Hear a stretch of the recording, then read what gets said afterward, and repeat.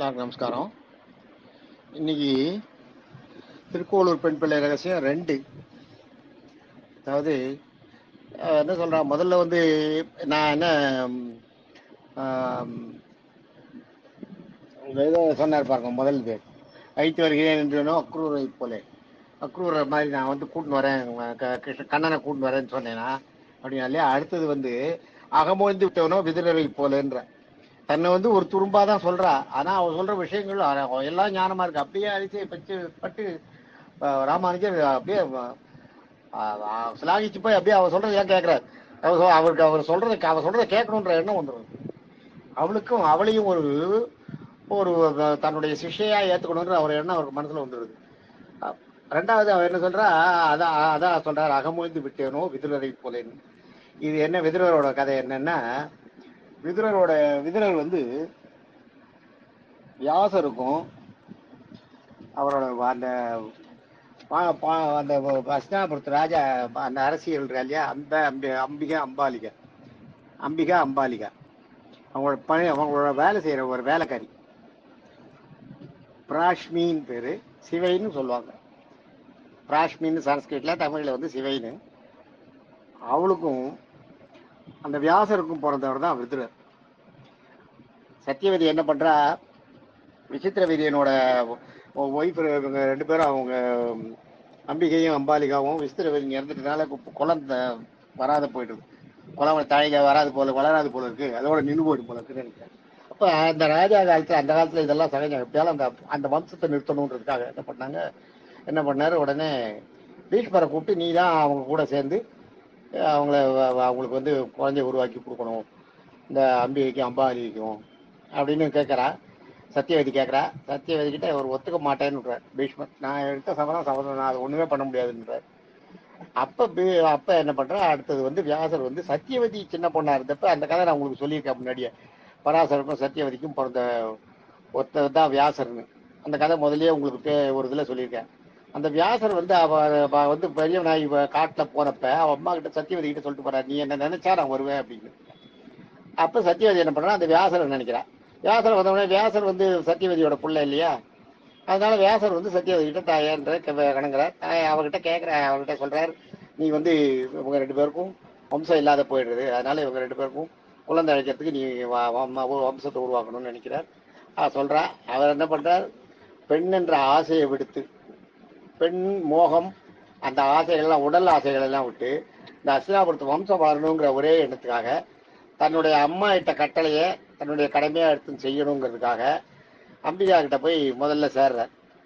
அம்பிகா கிட்ட சேரும்போது என்ன ஆகுதுன்னா, அம்பிகா வந்து ரொம்ப ஒரு மாதிரி மனசு இந்த பிறகு தாடி மீசி ஒரு வயசான வியாசர் வந்து ஒரு முனிவர், அவரை கொண்டு நம்ம கிட்ட சத்தியவதி அப்ப எல்லாம் ராஜமாதா சொன்னதுதான், சத்தியவதி நம்மளை வந்து இது பண்ண சேர சொல்றாருன்னு ஒரு அருவருப்போட அந்த பிடிக்காம பண்ணிட்டு சேர்றா.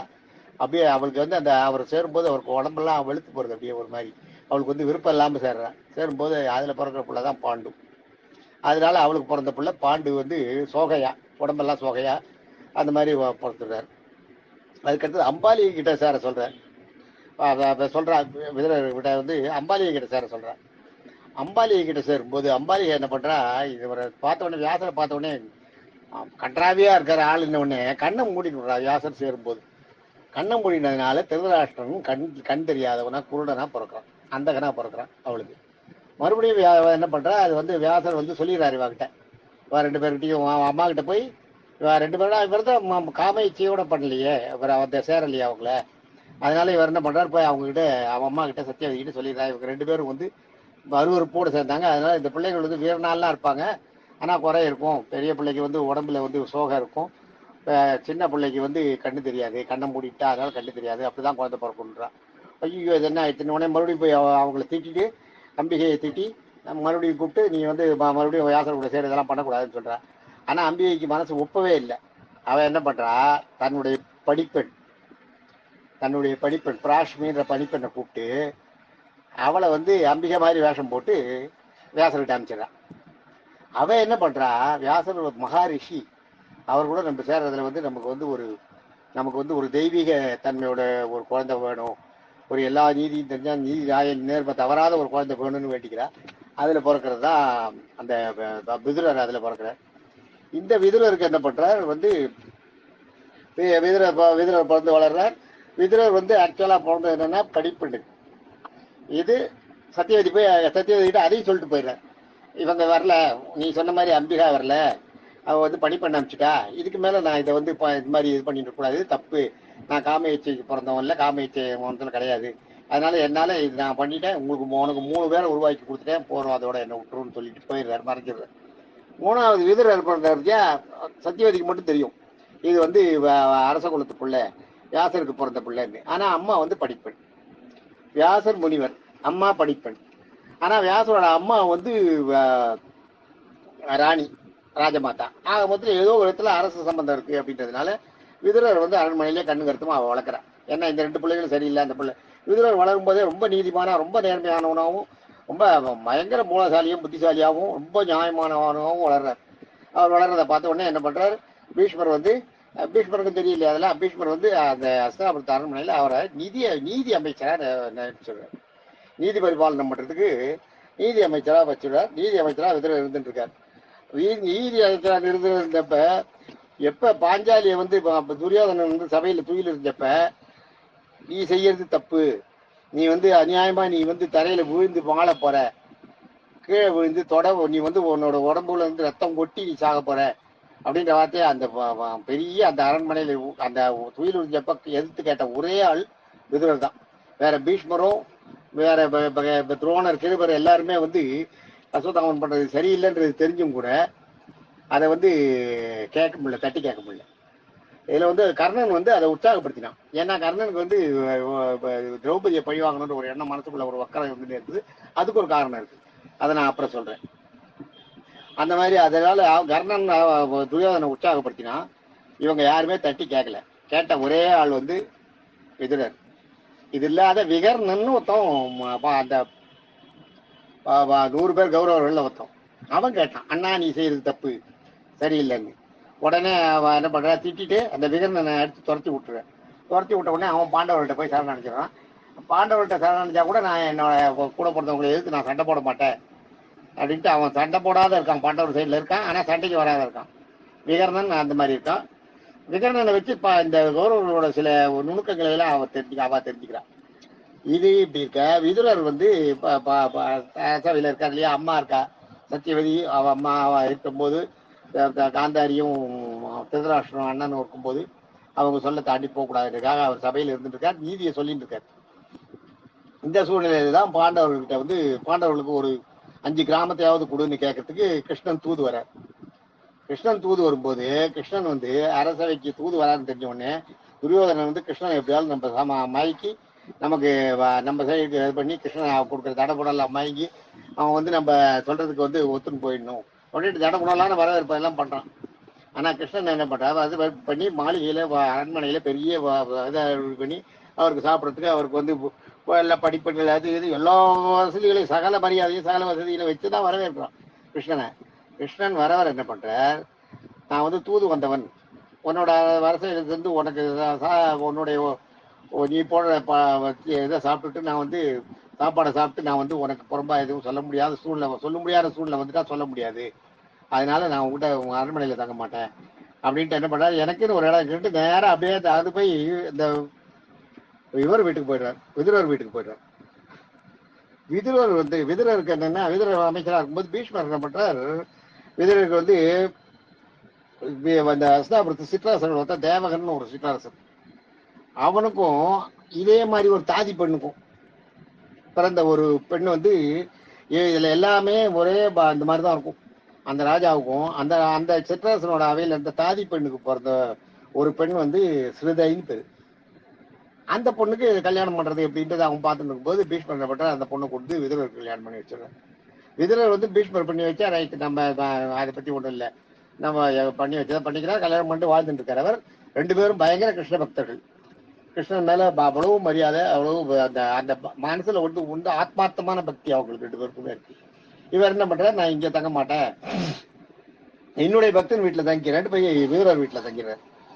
விதுரர் வீட்டுல தங்கினோட விதுரர் உள்ள கூப்பிட்டு சாதம் போட்டு எல்லாம் பண்ணி அவர் வந்து பணிவிட செய்யறார்.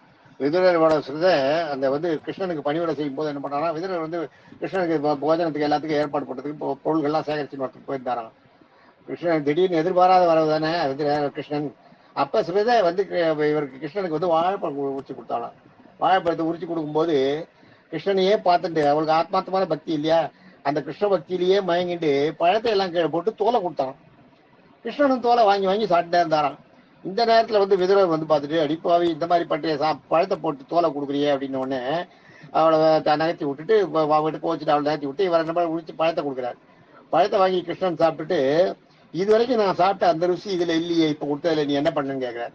அப்புறம் விஷயத்த சொல்றேன். சொன்ன உடனே அதுல அவ கையால பட்டு கொடுத்தப்ப அவளுடைய பக்தி அதுல இருந்தது, அதனால எனக்கு ரொம்ப இனிப்பா இருந்தது. நீ எனக்கு பக்தியா தான் பண்ற, அது இல்ல அந்த கூட இந்த பழத்தை விட எனக்கு அந்த தோல்ல தான் இனிப்பு இருக்குது என்றார். அவ்வளவு அவங்களோட பக்தியோட மிச்சி, அவங்களோட பக்தியுடைய உயர்வு அவ்வளவு உயர்வு, அந்த ஸ்ருதையோட பக்தி உயர்வு அவ்வளவு கிருஷ்ண பக்தி. இவர் இப்படி இருக்காரா, இவர் இருந்துட்டு மறுநாள் போறாரு. இப்ப துரியோதனுக்கு பயங்கர ஆத்திரம், நம்ம இவ்வளவு ஏற்பாடு பண்ண இதெல்லாம் விட்டு கடைசியில விதுரர் வீட்டுக்கு போனா, விதுரர் எப்படி இவருக்கு இடம் கொடுத்தார் கிருஷ்ணனுக்கு. ஏன்னா துரியோதனை கோவிச்சுப்பா, நான் இங்க வரக்கூடாதுன்னு சொல்ல வேண்டித்தானே, துரியோதனை இடம் கொடுத்துட்டு அங்க போன்னு சொல்ல வேண்டித்தானே, ஏன் இங்க வராரு, பயங்கர கோவம் விதுரருக்கு. கோவம் வந்த உடனே என்ன பண்றாரு, போய் இவருக்கு துரியோதனுக்கு கோவம். மறுநாள் அரண்மனைக்கு கிருஷ்ணன் வந்து தூது சொல்றதுக்கு வரும்போது துரியோதனன் என்ன பண்றான், பெரிய பள்ளம் வெட்டி அதுக்கு மேல ஒரு ஒரு படல் மாதிரி போட்டு அதை மூடி கீடு எல்லாம் பண்ணிட்டு ஒரு ஆசனம் வச்சு அதுல கிருஷ்ணன் உட்கார வச்சுட்டு, நல்லபடியா கிருஷ்ணன் தனக்கு ஒத்து வந்தா அப்படியே விட்டுறது, இல்லைன்னா அந்த படலை இழுத்து விடுறதுக்கு ஒரு இது இருக்கு. அதை இழுத்து விட்டா கிருஷ்ணன் உள்ள விழுந்துருவான், அப்படியே பிடிச்சி சிறை பிடிச்சிடலாம் கிருஷ்ணனை அப்படின்ற ஐடியால அந்த ஏற்பாடு பண்ணி வச்சு கிருஷ்ணன் அங்க வந்து உட்கார சொல்றான். கிருஷ்ணன் அங்க வந்து உட்கார்றார். உட்காரும் போது நான் குண்டு ஊசி அளவு கூட இடம் தர மாட்டேன் அவங்களுக்கு அப்படின்னு அவர் சொல்றார். அதை வந்து ஒத்துக்க மாட்டேங்கிறார் இவர்.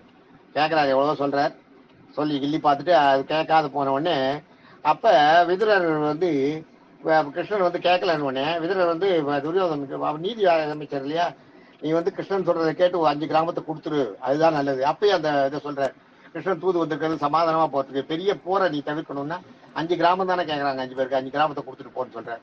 திருதராஷ்டிரனுக்கு சரி அதை செய்யும் தான் சொல்றான். ஆனா துரியோதனுக்கு என்ன ஆகுதுன்னா அவ்வளவுதான் வெறி வந்துடுது. நீ வந்து எப்படி நீ நான் என்னோட அரண்மனையில இருந்துட்டு ஏன் சோத்தை சாப்பிட்டு நான் போட தின்னுட்டு இருந்துட்டு நீ என் அரண்மனையில இருக்க, நீ வந்து இந்த உனக்கு வந்து கிருஷ்ணனுக்கு வந்து யாரோ நாடோடி, அவனுக்கு வந்து நீ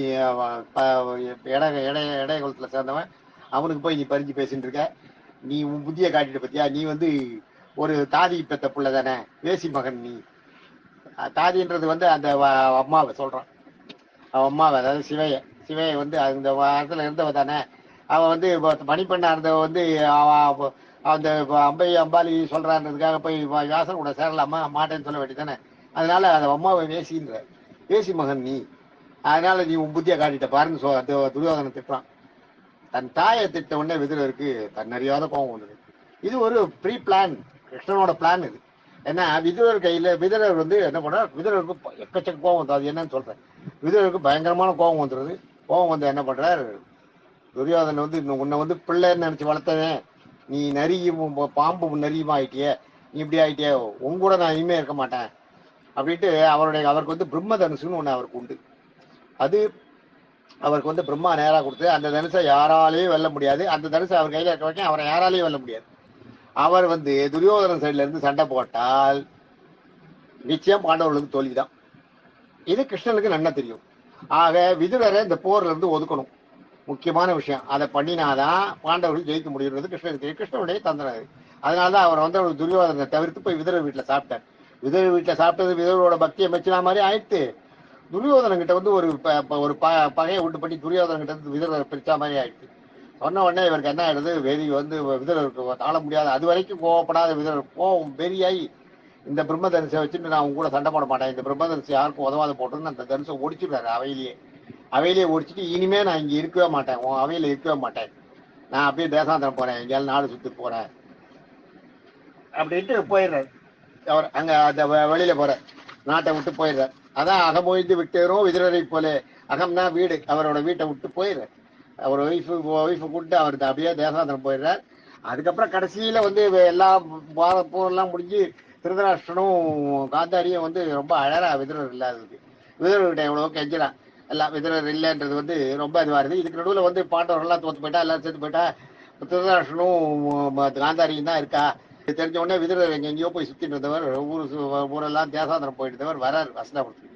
வந்து திருதராஷ்டனையும் காந்தாரியும் பார்க்குறார், எல்லாத்தையும் சொல்றார். நான் எவ்வளோ சொன்னேனே கேட்கலையேன்னு. ஆமா தப்பு பண்ணிட்டேன். திருதராஷ்டிரன் வந்து கட்டி பிடிச்சின்னு ரொம்ப அழறான். வந்துடுறாரு, தம்பி இல்லையா, அழறான்.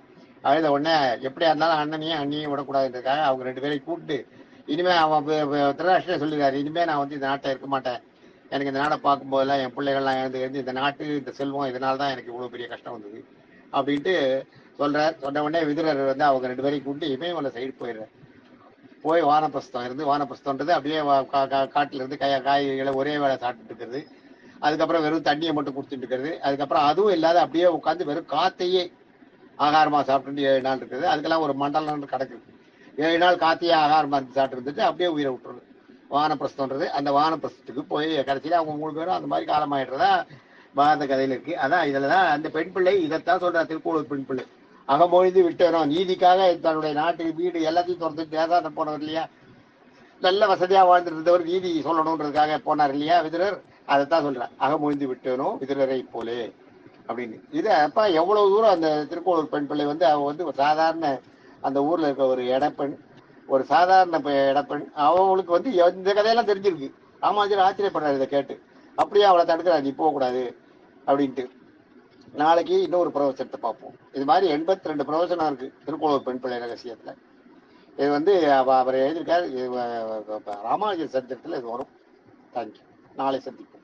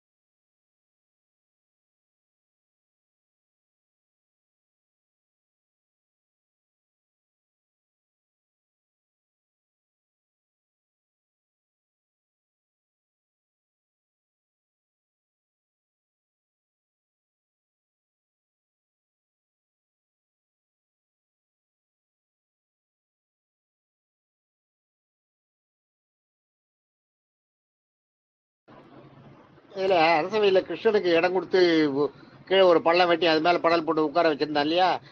விதுரர் வந்து வில்ல உடைச்ச உடனே அந்த படலை எடுத்துட்டு கிருஷ்ணனை உள்ள தள்ளிட்டு அந்த பள்ளத்துக்குள்ள தள்ளி அங்கேயே சிறை பிடிச்சிருந்தா ஐடியா, துரியோதன ஐடியா. அதே மாதிரி அந்த பள்ளத்துல எடுத்து விடுறான். கிருஷ்ணன் உள்ளுக்குள்ள விழுறார். விழுந்த உடனே சிறை பிடிக்கிறதுக்கு எல்லாரும் சுத்தி வரா. கிருஷ்ணன் வந்து தன்னுடைய விஸ்வரூபத்தை எடுக்கிறார். ஒரு நம்ம படி ஏறுற மாதிரி அந்த பள்ளத்தை தாண்டி வரார். அது 30-40 அடி பள்ளம், பெரிய பள்ளம். அந்த பள்ளத்தை பெரிய விஸ்வரூபம் எடுத்து ஒரு படி ஏறதுக்கு எப்படி இருக்கும், ஒரு படி வைக்கிறதுக்கு காலுக்கு நம்மளுக்கு எவ்வளவு ஒரு அடி கணக்கு இல்லையா, அந்த மாதிரி அந்த பள்ளத்துக்கு வந்து ஒரே அடி கால் எடுத்து மேல வச்சு வந்து தான் யாருன்றதை காட்டிட்டு போறார். அரசவையில காட்டிட்டு போறார். அப்பயும் வந்து துரியோதனுக்கு வந்து அதை புரிஞ்சிக்க தெரியல. இப்ப கிருஷ்ணன் வந்து ஆயுதம் எடுக்க போறதில்ல, நம்ம கூட சண்டை போட போறது இல்ல, அப்புறம் என்னன்ற அந்த எண்ணம் அந்த பெருமையில தான் இருந்தானே ஒழிய அதுக்கு ஒரு அது ஒரு இது இருக்கு. அதை நான் சொல்றேன் உங்களுக்கு அப்புறம். அது ஒரு கதை இருக்கு. அந்த மாதிரி சொல்றாரு ஒழிய அவனுக்கு அந்த எல்லாரும் அந்த நேரத்துல பாக்குறாங்க. பீஷ்மர் பாக்குறாரு, துரோணர் பாக்குறாரு, கிருபர் பாக்குறாரு, எல்லாரும் பாக்குறாரு. அது ஒரு மாயை. அப்படியே கொஞ்ச நேரத்துல அதை வந்து அவளுக்கு மறந்து போற மாதிரி பண்ணிடுறாரு. கிருஷ்ணன் வந்து நிறைய இடத்துல அது மாதிரி தன்னுடைய சுரூபத்தை காமிச்சு தன்னுடைய சக்தியை காமிச்சிட்டு அப்புறம் கொஞ்ச நேரம் கழிச்சு அது யாருக்குமே அது நினைவில்லாத கிருஷ்ணனை சாதாரண மனுஷன் மாதிரி ஏட்டிக்கு போட்டி பேசிட்டு கிருஷ்ணன் கூட தகராறு பண்ணிட்டு சண்டை போட்டு இல்ல பக்தி செலுத்திட்டு அப்படி இருக்கிறவாளாதான் அமைச்சிருக்காரு. அது மாதிரி நிறைய கதை இருக்கு. அது வரும்போது சொல்றேன் நான். முதல்ல கிருஷ்ணன் வந்து சிறைப்பிடிக்கிறதுக்கு பார்த்தான். தூதுவனை சிறைப்பிடிக்கிறதுக்கு பார்க்கறது தப்பு. முதல்ல துரியோதனம் பண்ணது பெரிய தப்பு. தூதுவன்கிட்ட என்ன பதில் சொல்லணுமோ அது சரியா இருந்தாலும் சரி, அவருக்கு அரசனுக்கு ஒத்து வர பதிலா இருந்தாலும் சரி, ஒத்து வராத பதிலா இருந்தாலும் சரி, அவனுக்கு சரியான பதில சொல்லி அவனை அனுப்பணும். அதை விட்டுட்டு அவனை சிறைப்பிடிக்க வந்தது வந்து மகா தப்பு. அது வந்து பெரிய தப்பு. அதுக்காகவே அந்த யுத்தத்தை ஆரம்பிக்கலாம். அந்த தப்பையும் துரியோதனம் பண்றான். ஆக துரியோதனன் வந்து அந்த கிருஷ்ணனை சிறைப்பிடிக்கிறதுக்கு போலான் பண்ணா அதுவும் தப்பு. அதுவும் இதுல நான் அந்த இடத்துல அதை சொல்ல விட்டேன். தேங்க்யூ.